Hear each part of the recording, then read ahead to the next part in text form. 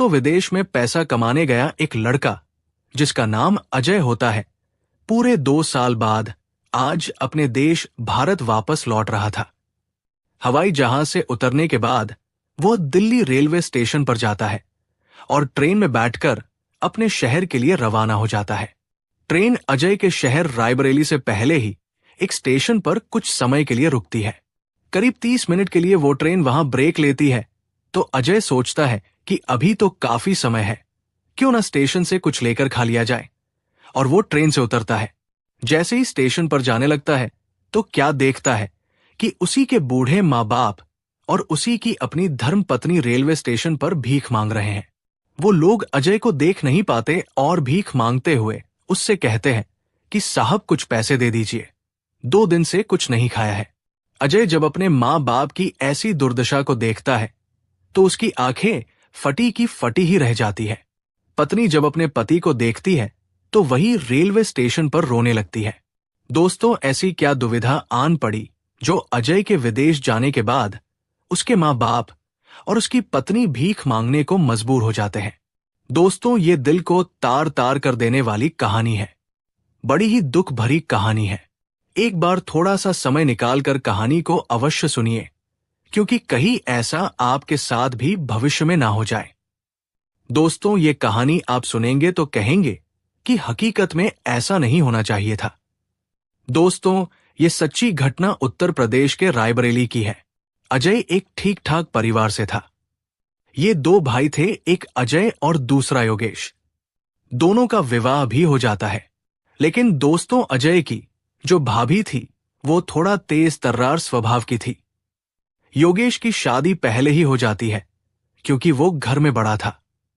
पत्नी घर में आती है जो कि पहले से ही कड़क मिजाज की थी। बड़ी ही रोमांचक कहानी है दोस्तों, बस सुनते जाइए, क्योंकि भाभी के चक्कर में आकर देवर सब कुछ भूल जाता है। जब तक कि अजय की शादी नहीं हुई थी तो उसकी भाभी ने उसे अपने देवर को अपने नैनों के जाल में बुरी तरह से फंसा लिया था। अजय को वो अपनी मीठी मीठी बातों से इस कदर प्रभावित करती है कि जो कुछ भी वह उससे कहती वो हर काम करने के लिए राजी हो जाता। दोस्तों, इसी के चलते नतीजा ये होता है कि फिर अजय का भी विवाह हो जाता है। अजय की पत्नी का नाम ज्योति था। जैसा उसका नाम था वैसा ही उसका स्वभाव भी था। ज्योति बहुत ही गरीब लेकिन नेक परिवार की लड़की थी।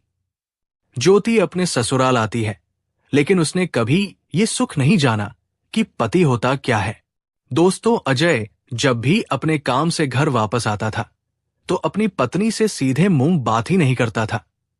पत्नी को 8-8, 10-10 दिन हो जाते थे, लेकिन अजय उससे कोई भी प्यार की बात नहीं करता था।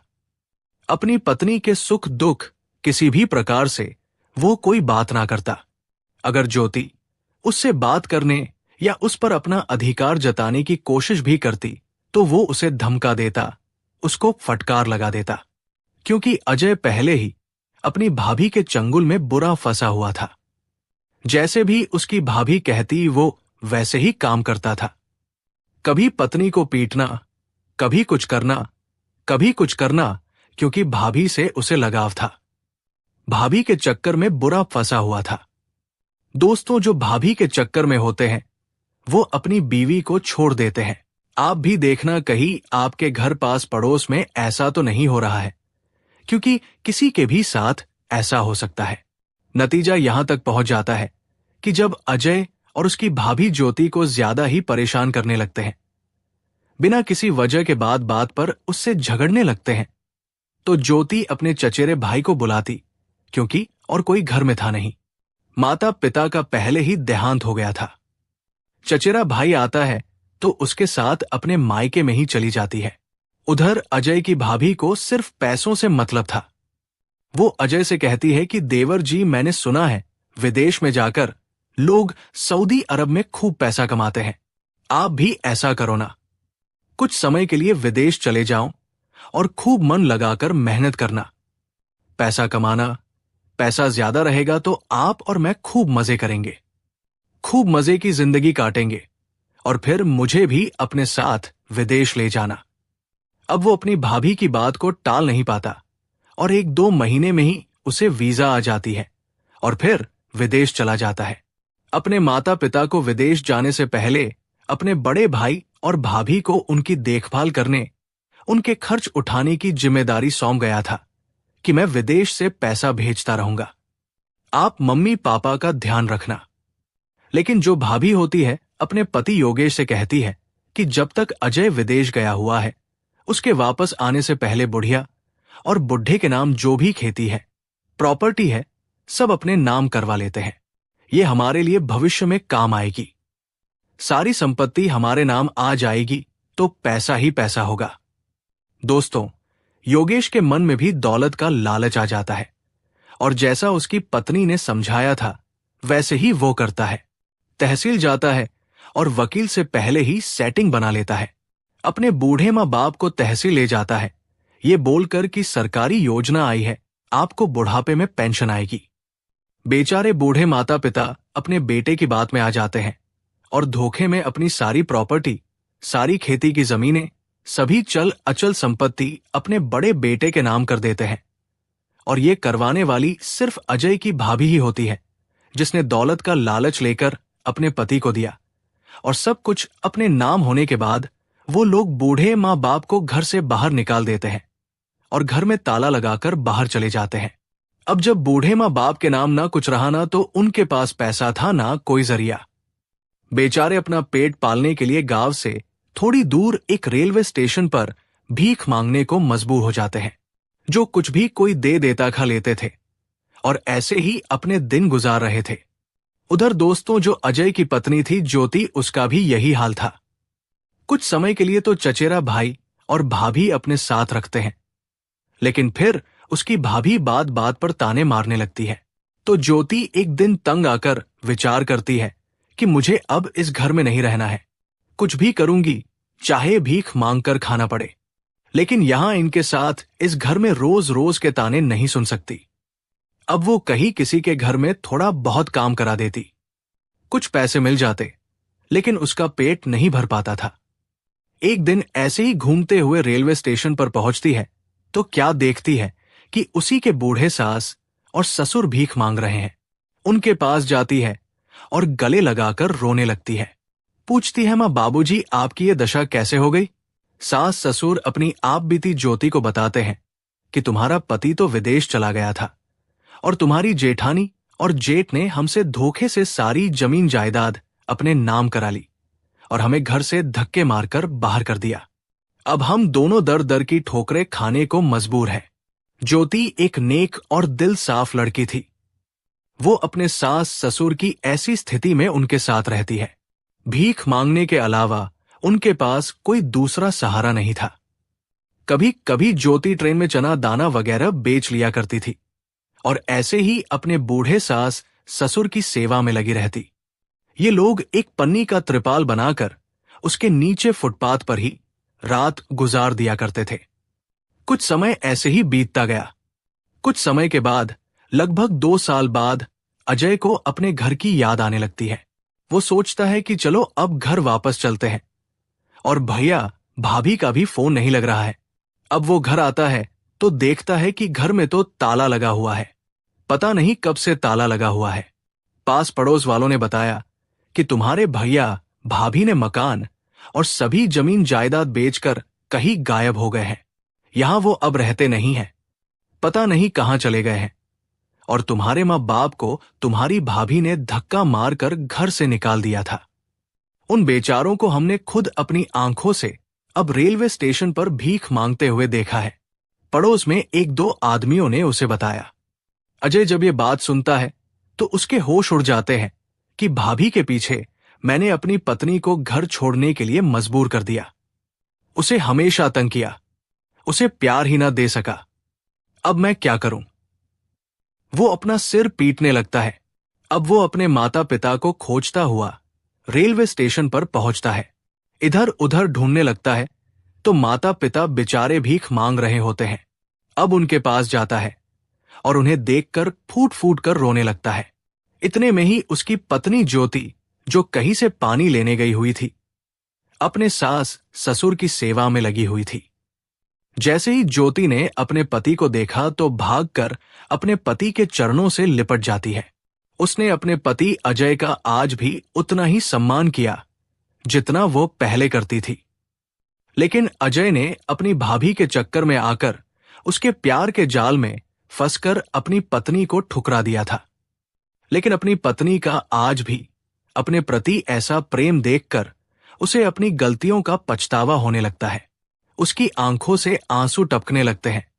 अब वो चारों एक जगह बैठकर एक दूसरे को गले लगाकर रोने लगे और अपना मन हल्का करते हैं। दोस्तों, अजय के माता पिता ने बताया कि तुम्हारे भैया भाभी ने हमारे साथ बहुत गलत किया।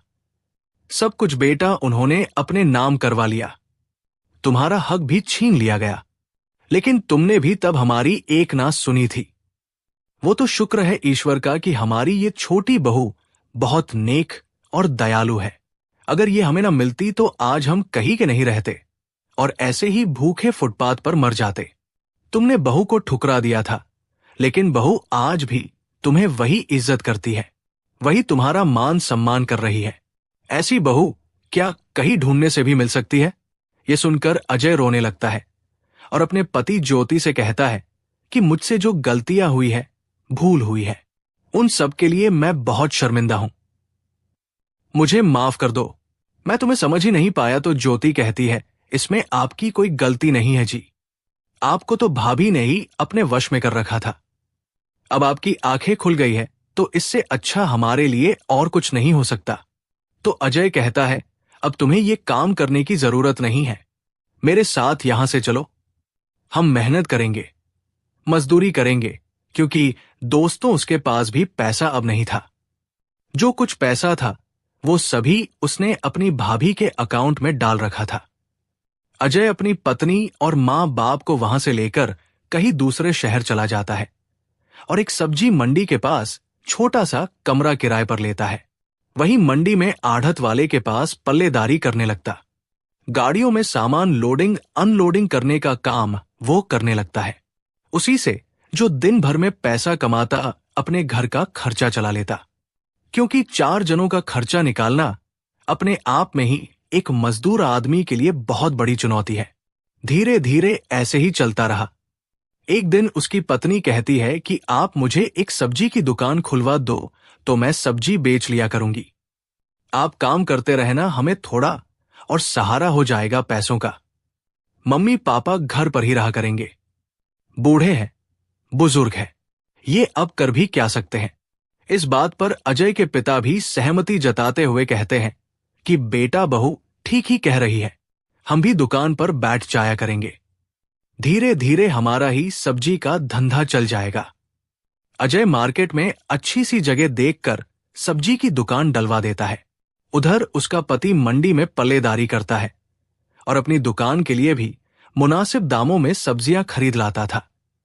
अच्छी बिक्री होती है, पैसा बचने लगता है, धीरे धीरे पैसा इकट्ठा होने लगता है। किराए का मकान इन लोगों ने ले रखा था। मकान मालिक का किराया भी चुकाते हैं और एक छोटा सा 100 गज का प्लॉट भी खरीद लेते हैं। खरीदने के बाद धीरे धीरे कुछ और पैसा जमा करते हैं और खूब मेहनत लगन से कमाते हैं और घर भी बना लेते हैं। मंडी में काफी समय से काम करने से अजय वहां के लेन देन को अच्छे से समझ गया था। वह फिर अपनी खुद की एक आढ़त खोलता है और उनका बढ़िया रोजगार होने लगता है। इतना अच्छा उनका कारोबार चलता है कि उन्होंने कई प्लॉट खरीद लिए। जितनी प्रॉपर्टी उसके भाई ने हड़प ली थी, उसकी दोगुना वो लोग प्रॉपर्टी खरीद लेते हैं। उधर दोस्तों, जो योगेश और उसकी पत्नी प्रॉपर्टी हड़प करके अपने ससुराल चले गए थे, योगेश के ससुराल वालों ने उसकी खूब सेवा की, लेकिन जब पैसा खत्म हो गया तो उन्हें लात मारकर अपने घर से बाहर निकाल दिया, ये कहते हुए कि जो अपने सगे भाई का ना हो सका वो हमारा क्या होगा। कहते हैं ना दोस्तों कि जैसा करोगे वैसा ही भरने को मिलेगा, और वो हुआ भी वही। उन्हें भी धक्का देकर घर के बाहर निकाल दिया गया। वो दर दर की ठोकरें खाने को मजबूर हो गए। 1-1 रुपए के लिए तरस रहे थे। 2-2 दिन हो जाते हैं, खाना भी नहीं मिल पाता। पानी पीकर अपनी भूख मिटा रहे थे, जैसा उन्होंने अपने माँ बाप के साथ किया, अपनी छोटी बहू के साथ किया। आज वही दिन उन्हें देखने पड़ रहे थे। लेकिन एक दिन अचानक भटकते हुए वो किसी तरह से उस सब्जी मंडी में आ जाते हैं। जैसे ही योगेश और उसकी पत्नी अजय को आढ़त पर बैठे हुए देखते हैं, कई लोग उनके नीचे काम कर रहे होते हैं। ये नजारा देखकर उनकी आंखें फटी की फटी रह जाती है। फिर वो दोनों अजय के पास जाते हैं। मम्मी पापा भी वही बैठे हुए थे। योगेश की पत्नी जैसे ही अपनी सास और ससुर के चरणों में आशीर्वाद के लिए झुकती है तो अजय रोकते हुए कहता है, भाभी, दूर ही रहना। मां, बाबूजी को हाथ भी मत लगा देना। क्या किया था तुमने इनके साथ? आप लोगों ने सिर्फ पैसों के चक्कर में इन्हें घर से बेघर कर दिया था। तुम ही ने मुझे, मेरी लक्ष्मी जैसी पत्नी से मुझे दूर करवाया था। तुमने मेरी जमीन जायदाद हड़प ली। अब क्या करने के लिए आए हो? यहां जहां मर्जी चाहे चले जाइए, हमसे आप लोगों का कोई रिश्ता नाता नहीं है।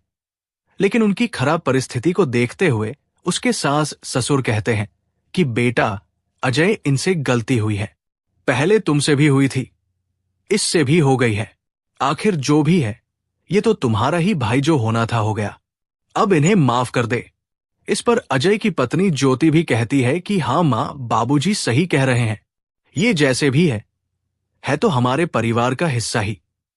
और अगर भैया भाभी कहीं और भी काम करने के लिए जाएंगे तो हमारी इज्जत भी मिट्टी में मिल जाएगी। आप इन्हें भी कोई छोटा मोटा काम धंधा शुरू करवा दीजिए। हमारे साथ जो भी इन्होंने किया, आज उसका फल ये भुगत चुके हैं। आखिर ये है तो मेरी जेठानी ही आज भी मेरे लिए पूजनीय है। अजय का गुस्सा भी अब शांत हो जाता है। उसको भी समझ आ जाता है कि जो हो गया है वो अब दोबारा लौट तो नहीं सकता, और वो अपना पैसा लगाकर अपने बड़े भाई का काम भी शुरू करवा देता है। दोस्तों, दोनों भाई अपने अपने काम को अच्छे से संभाल लेते हैं और अपने परिवार के साथ बड़े ही प्यार मोहब्बत से रहने लगते हैं। दोस्तों, ये कहानी आपको कैसी लगी? हमारी कहानियां पारिवारिक होती हैं। अगर कहानी आपको जरा भी पसंद आई हो तो हमारे चैनल को सब्सक्राइब कर लीजिए। आप लोग ज्योति और ओमकार के बारे में क्या विचार रखते हैं, हमें कमेंट करके जरूर बताएं। धन्यवाद। मिलते हैं एक और नई कहानी के साथ। तब तक के लिए जय हिंद, जय भारत। दोस्तों, ये कहानी सुनाकर मेरा उद्देश्य किसी की भावनाओं को ठेस पहुंचाना नहीं है। बस आप लोगों को सतर्क करना है, सावधान करना है।